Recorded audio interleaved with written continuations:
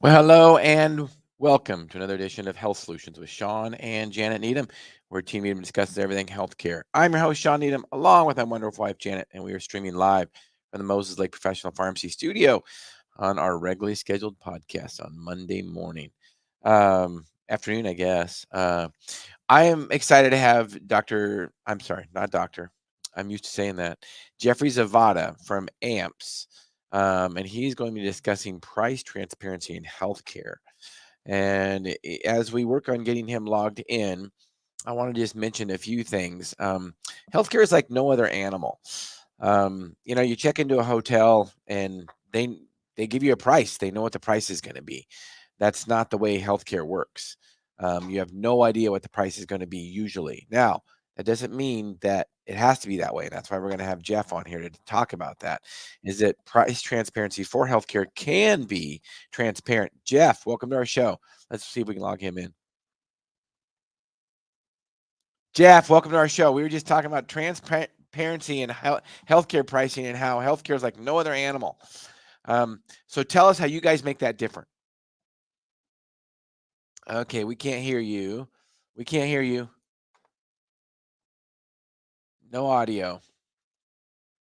Well, while they're working out that issue, I think all of us as consumers have went to our doctor or to a pharmacy or to a place, an imaging place, or just to receive care, and you get a blank look when you ask how much something is going to cost. And which is kind of crazy because when I went to my dentist and I needed something accomplished, I get a quote before I ever go forward. So it is possible and it does happen, and your chiropractor is the same way.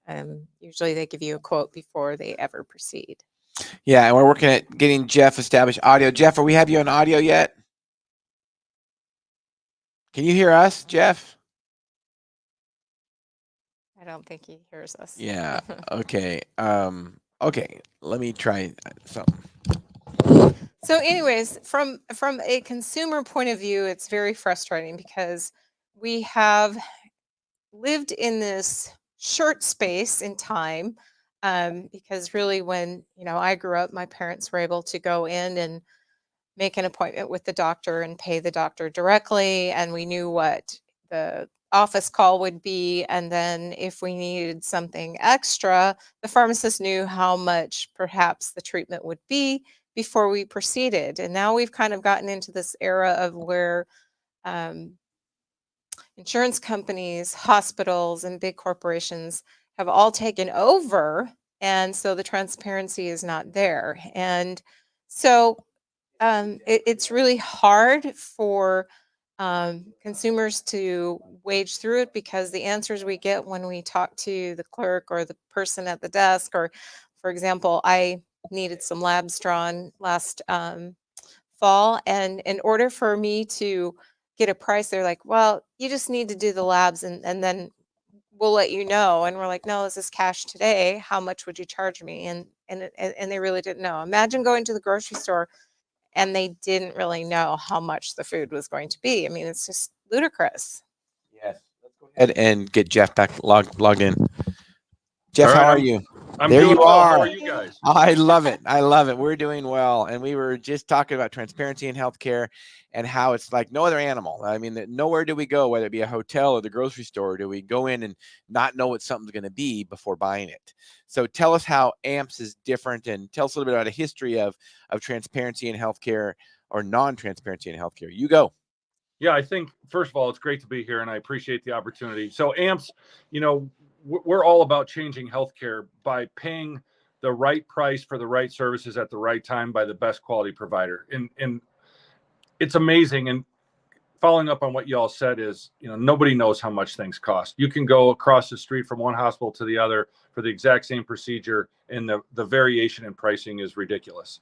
The other thing is the variation in quality is ridiculous. And I use, the food chains like McDonald's, where it doesn't matter if you're in Paris or Boise, Idaho, a quarter pounder tastes like a quarter pounder. Yep. It's the same exact product, the same price. And yet with healthcare, the things that are even more important to us than food, right? You can have two physicians who graduated from the same medical school at the same class, even did their residency at the same location, and the way they perform the procedure and how much they charge for it is completely different. So what AMPS does is we reprice a claim based on Medicare, right? The government has already told us what they think the fair price is for services based on a Medicare allowable. And so what AMPS does is we take that claim in, that bill or invoice in from a member, and we reprice it and pay the provider based on a Medicare allowable versus what their bill charges are. And we see tremendous variation. In the state of Texas, as an average, 868% of Medicare is what the average hospital bills at. 868%. And within that 868%, you have some that are billing at 4,000% of Medicare and others that are billing at 250% of Medicare. The point being, the variation is incredible. And the results for the same procedures across the spectrum of healthcare are also incredible. And one of the most unfair things about this is that these hospitals, usually it's hospitals that are the most guilty of overcharging, and they never get paid that, and they know that. So but the unfair part is when they bill 4,000% of Medicare, the person that is self-pay, they're the ones that really get hit hard because they're the ones that are supposed to pay that full amount. Yeah. And so the same individual who self-pay, though, a 45-year-old male spends 8 to 10 hours researching his next flat screen TV, how many pixels it has, how smart the TV is, can he load onto Disney and Sports Center and all that. And that same 45-year-old male who's told he has to have triple bypass surgery does little to no research on his cardiovascular surgeon or cardiologist. He does little to no research on the hospital's performance and outcomes, readmission rates, complication rates, et cetera. And so, it's easy to say it's all the healthcare provider's fault, but it's just as important to understand that Americans as consumers of healthcare are responsible for doing a little research ahead of time. My wife and I were in Canada last week. We were up at Niagara Falls, and we went to the Canadian side, and we were watching the Canadian news, and my wife's also in healthcare. And there was a stat on TV about Ontario that this year so far, 2,935 people have died in Canada waiting for surgeries or tests to be preferred because they don't have enough capacity to serve their community. So you think about the full, the other end of the rainbow, which is national health care. National health care in Canada is killing Canadians because there isn't enough beds to serve people. They can't get MRIs or CAT scans done in time to save their people. And so what's the answer, right? The answer is somewhere between the broken American system and the even more broken Canadian system. But I think it really starts with, first of all, consistency in the delivery of healthcare, to use the McDonald's quarter pounder as an analogy, and then tell us what you're going to charge for it would be another great step. Whether you're self-pay, working for a self-insured employer, or you're working for the government, or you have a small group fully insured plan, it should cost the same regardless of who you're taking care of. Well, and really we should treat it like we do any other commodity, honestly. And I know there's some haters out there that are going to say, well, healthcare is different. And maybe it is different, but that doesn't mean the consumer still shouldn't be in charge. And you said it, Jeff. Consumers need to be in charge of their own healthcare. They should not trust a doctor. They should not trust a pharmacist just because they were in the network on their insurance company.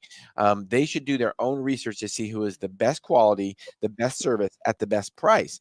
And like you say, we do it with stuff all the time, whether it be a TV or a car, a hotel room. We do that stuff all the time. Healthcare should be no different. We should shop for healthcare. And our goal of this podcast is to educate and empower individuals to take charge of their own health. And that also means the financial part of it also. Yeah, I agree. The cost of healthcare in America is crippling to the individual consumer. It's gotten to the point where no one, unless you're going for a routine visit and to see a primary care doc, anything other than that is going to set back the average American to the point where they can't afford to pay for it, right? And so, although we need to be a consumer, at the same time, we have to have a reinsurer, an insurance company, or some other solution with us in order to afford the healthcare that we need. And so I think there's a lot at work here, right? There's how do we pay for it if it's all consistent and affordable and transparent? And then how do we actually pay for it, whether we're cash pay or whether it's through our insurance company? There's so many moving pieces with healthcare. It's like landing a man or a woman on the moon these days. It's just so many things have to work, together for it to actually pan out. It's unbelievable. Yeah, Janet, what do you have for comment? Well, first, as I'm listening to this, just even in our local area, we make our hospital sound like they are doing this great service to their community. And I feel like we need to make them accountable because their outrageous pricing is what is getting us to this situation. I mean, if they charge a fair price, then they really would be helping their community. But when you come in and you charge people, even if it would be a copay for that matter, and most people who have filed bankruptcy because of healthcare bills, it's not like they didn't have insurance. Most of them did. What we're doing is we're bankrupting our local people, right? And if you had a fair price for the service you're asking or providing, then I would say, okay, yes, you are serving your community. But when you are doing this and the prices are, off the mark that high, I mean, that is, to me, that is price gouging at its worst. And I feel like many times we paint this picture of that they are doing their job, but really I think they are doing a disservice to us, and that is a sad thing because like in our community we only have one hospital, so that's it. We don't get a choice. And I think that's part of the problem is there's not free market economy at work. There's not a lot of competition. Hospitals love that, especially in smaller communities, so they can charge what they want. And they say they do it out of, whether it's a public Charity. hospital, yeah, they say they do it out of charity.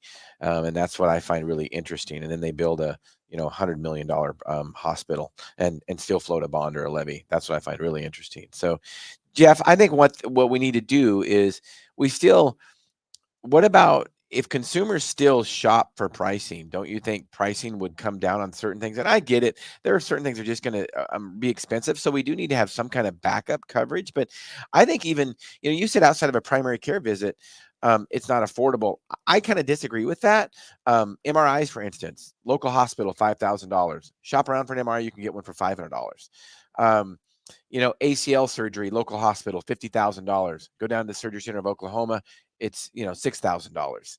So, and don't quote me on those prices, I'm not sure, but usually it's about 10-1 difference. So, I think if they're $5,000 for knee surgery, I mean, people pay $100,000 for a car.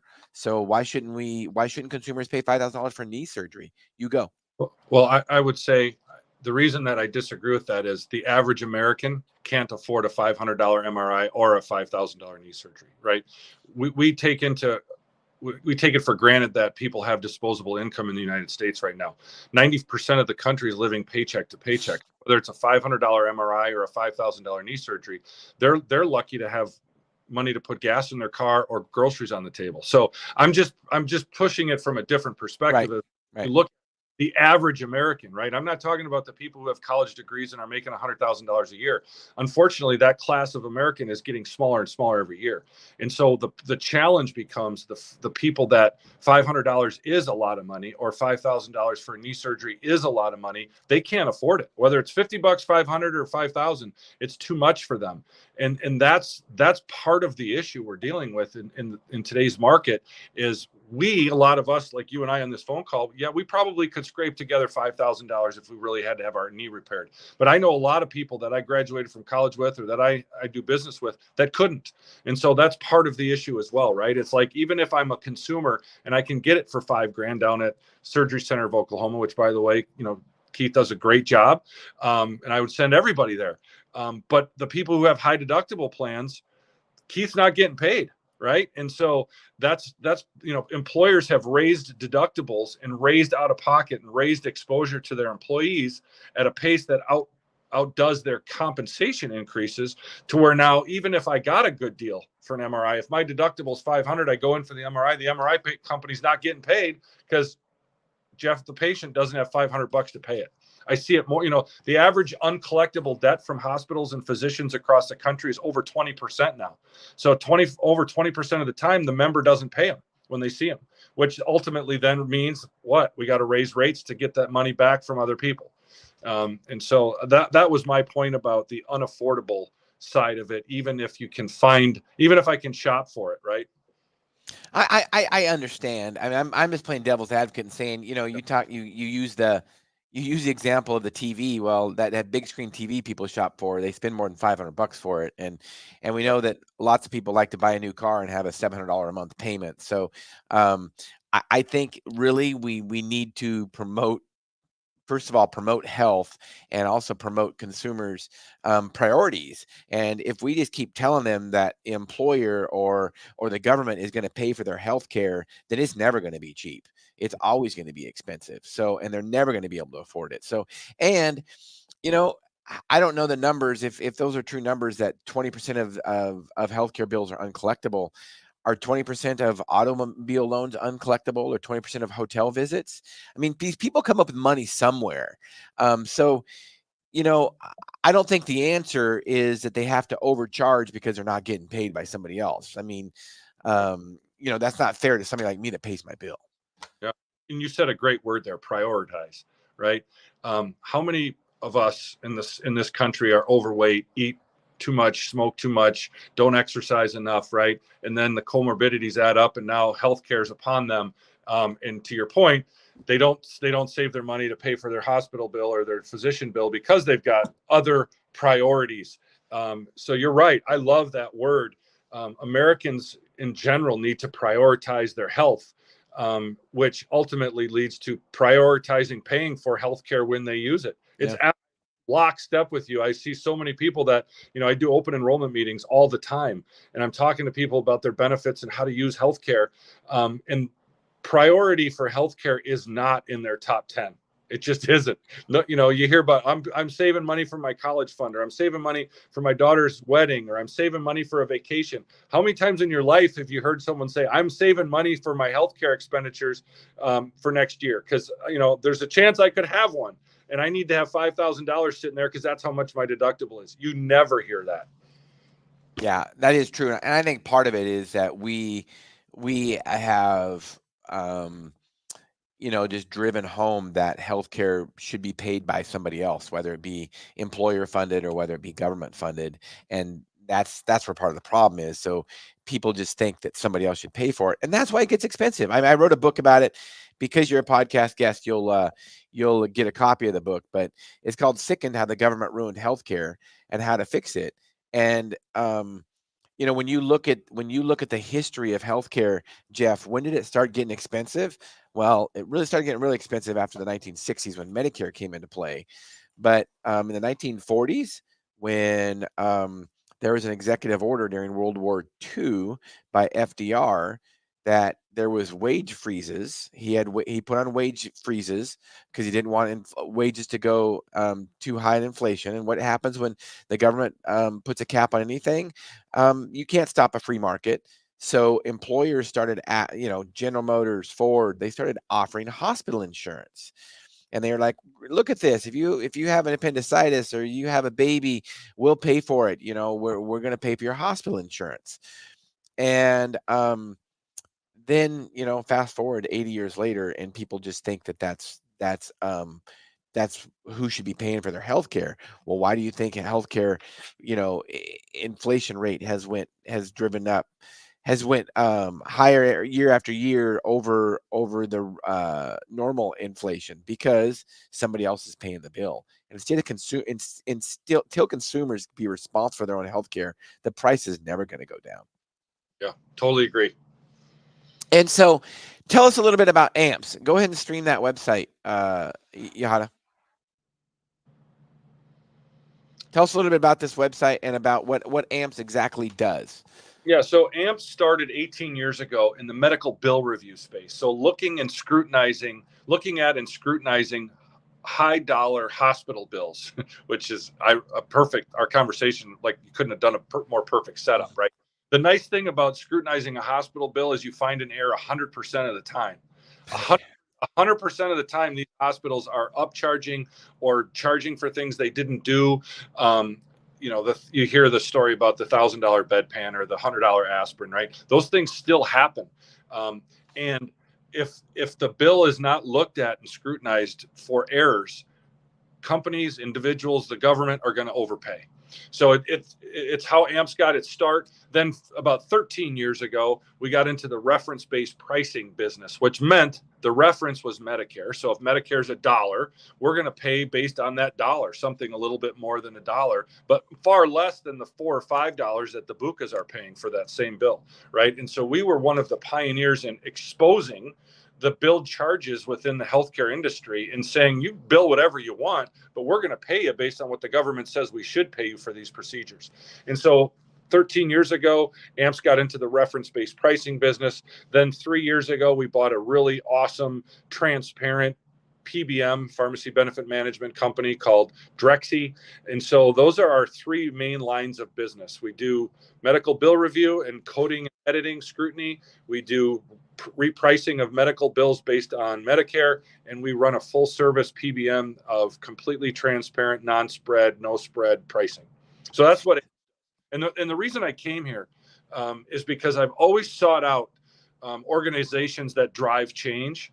And there's no better change agent than repricing to Medicare, scrutinizing hospital bills, and selling pharmaceuticals with a no spread model. So it's been a lot of fun being here. It's a game-changing organization. So tell me a little bit, do consumers contact you? Do employers contact you? How does that work? Yep. So we sell to employers, large self-funded employers, and small self-funded employers. So we work with their brokers. We work with TPAs.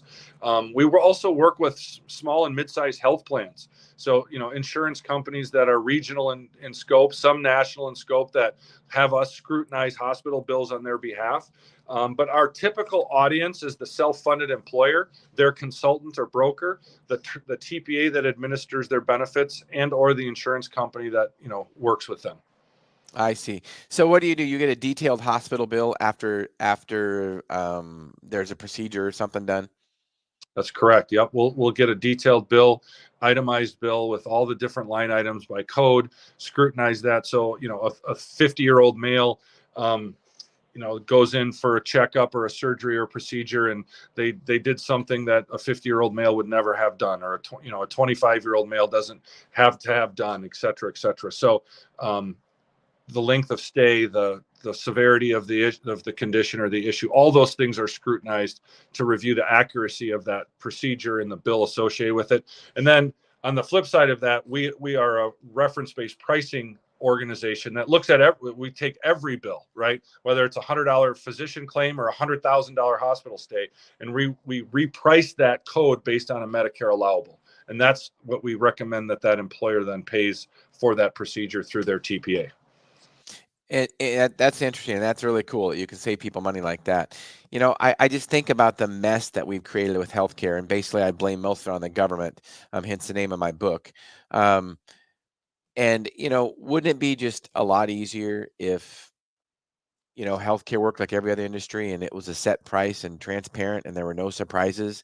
And imagine how much cheaper everything would be and how much better service and quality it would be. It's just ridiculous to me that healthcare, we let it happen like what has happened.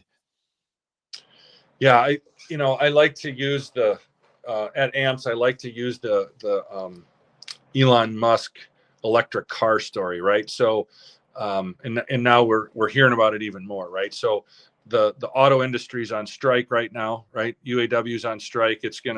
They're going to demand more money, more time off, less work, et cetera, because the government is funding the EV transition. Essentially, the taxpayers are funding the EV transition.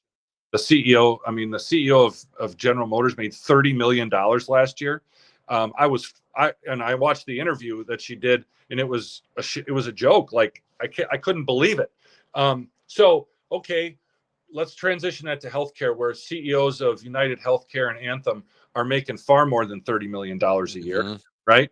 The hospital CEOs of the major corporations are making tens of millions of dollars a year for not-for-profit hospital systems. You look at the stock of Humana, United, Cigna, Aetna. It's when I left United in 2009, the stock was trading at $30 a share. Now it's over $400 a share. It didn't go up that much because they're not making money, right? And so the for-profit healthcare space, if profit wasn't the issue, if everybody paid the same price, then they would compete on quality, right? Like I want to, what you call a doctor who graduated last in their medical school class? You call him a doctor. I want to go to the physician. I want to go to the doctor like Keith, who has a reputation for excellence. Right? Because if Keith Smith charges me $5,000 for my knee, and I know what the outcome is going to be, because he posts it online and he says, you come to my surgery center in Oklahoma, you're going to pay $5,000 for this, and here's my stats, right? Here's the complications, the readmissions, the infection rate, et cetera, versus hospital X over here that's going to charge $25,000, who doesn't post their stats, and I have no idea what their recovery program or their outpatient services even look like, because they don't tell you. They don't tell you $25,000 either, because they say, well, what kind of insurance do you have? What kind of insurance you have dictates what kind of care they take care of you, right? How good they take care of you, which is absolutely the worst. Yep.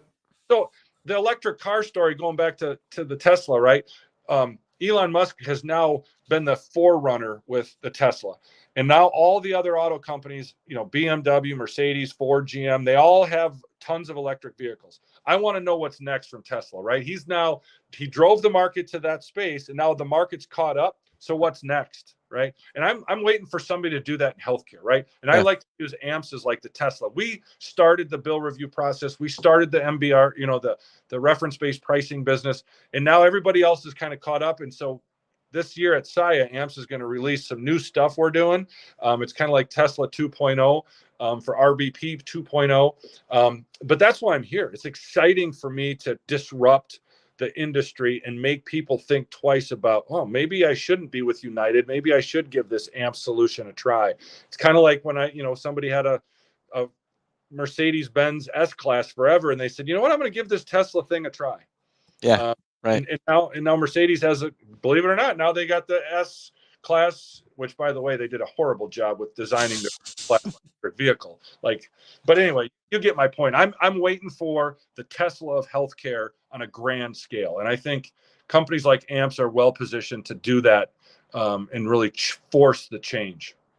Awesome. So as we wrap this podcast up, Jeff, tell us if people have questions or want to get a hold of you, what's the best way to do that?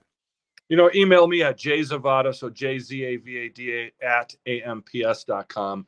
I'm really good with responding to emails, and I love having thoughtful conversations around how we can change healthcare. And when I met you at the FMA, the FMA, both of us did a great job in presenting to the audience, and I really am appreciative of the opportunity to join your podcast today. And my technology is kind of like healthcare. Some days it works, some days it doesn't. So that's why I struggled to dial in, but hey, here I am. Hey, we worked it out. That was awesome. Now you got to tell us, what does AMPS stand for? It's got to stand for something. Advanced Medical Pricing Solutions. Oh, there we go. All right. Well, Jeff, thank you for being on our podcast. You've helped us realize our goal, which is to educate and empower consumers to take charge of their own health, which includes financials. So whether you're an employer or a consumer, you need to be watching healthcare pricing. So thank you so much for being on today, Jeff. Thanks for having me. See you soon. And listeners and viewers, thank you for tuning into Health Solutions with Shawn and Janet Needham. Tune into our regularly scheduled podcast Thursday, 8 a.m. to 9 a.m. Pacific Standard Time, our midweek episode. Thank you for tuning in today. Health Solutions with Shawn and Janet Needham. Thank you.